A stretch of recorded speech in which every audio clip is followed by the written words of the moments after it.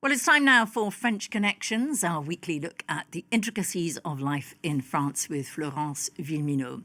And this week we're going to focus on something very French, holidays or les vacances.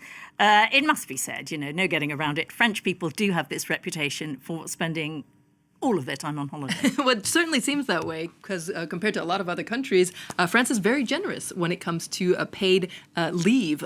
Employees get a minimum of 30 paid days off, so 5 weeks a year. And it can be a lot more depending on what kind of job you do. And as you can see, it's a lot more than other countries, especially other OECD countries, the UK, Sweden, Canada, and look at the United States. The US is actually the only industrialized country where employees are not required by law to provide a paid vacation. So that doesn't mean that people don't go on vacation in the States. Usually they go about 2 weeks in the year. So little less than the 5 in France. In France, there are also 11 bank holidays. And so all this means that they have this reputation, right, of being off work a lot. And in fact, foreigners working in France sometimes say they have too much time off and they don't know what to do with all that time off. I have a few ideas.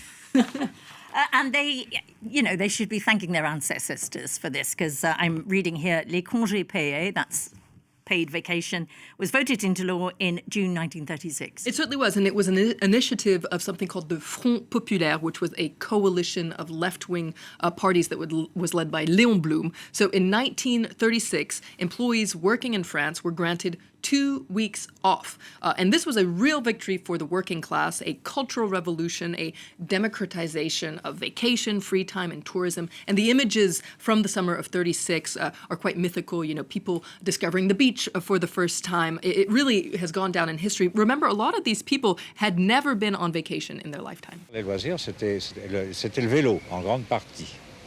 Il y avait beaucoup, on faisait de la bicyclette, et puis on commençait également à s'occuper de sport aquatique. Vraiment, on avait l'impression qu'on découvrait quelque chose de nouveau, qu'on pouvait faire autre chose que ce qu'on faisait habituellement sans avoir de vacances ou avoir très peu de vacances.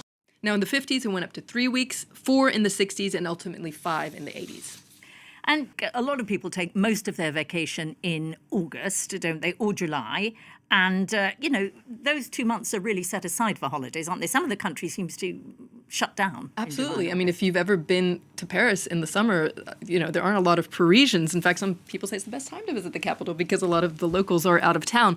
So really, the summer is the time when a lot of people take their congés payés off. And there are 2 rival schools, les juilletistes, who take a holiday in July, and les haussiens, who take a vacation in August. So those are our 2 words du jour. People have very strong opinions about the best time to take their summer holiday. Août. Juillet.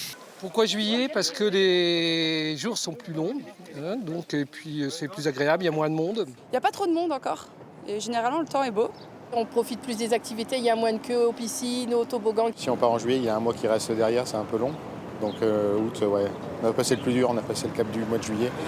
And there's kind of one weekend, isn't there, where the juilletistes are coming back and the August holidaymakers are setting off, and they kind of cross over. They certainly do. There's an expression for this encounter. It's called the chassé-croisé, which was originally a dance term, where they're kind of dancing with each other. It's actually the worst time to be on the road, though, because you can see these traffic jams. People coming back from holiday, people going on holiday, they cross paths. It also happens in trains, planes, you name it.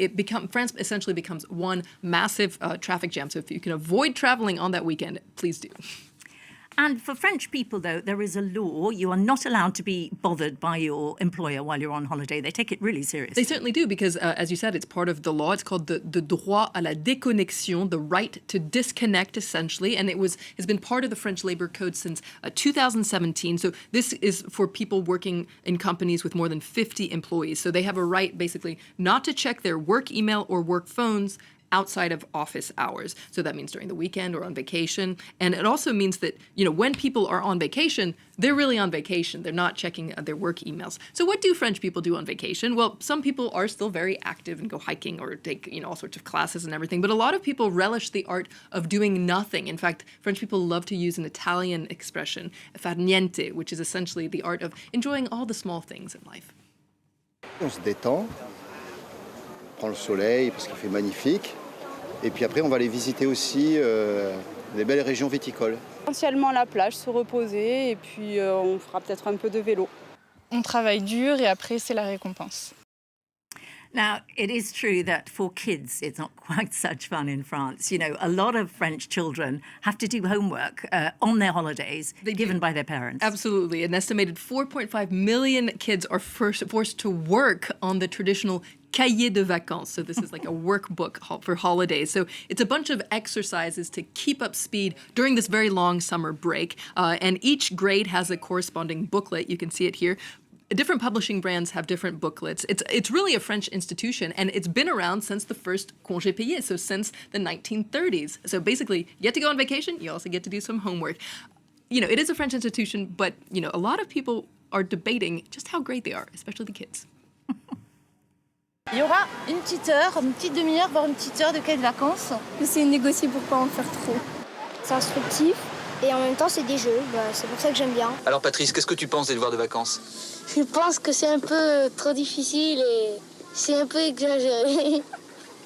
T'en veux à tes parents de t'avoir infligé ça? Ouais, vraiment. So critics say, you know, with all this vacation time, how can anyone get anything done? But a lot of French people would argue that a well-rested worker is a very productive worker. Thanks very much, Flo. Florence Villeminot there. And, of course, there are many other episodes on our website. Do check it out, france24.com.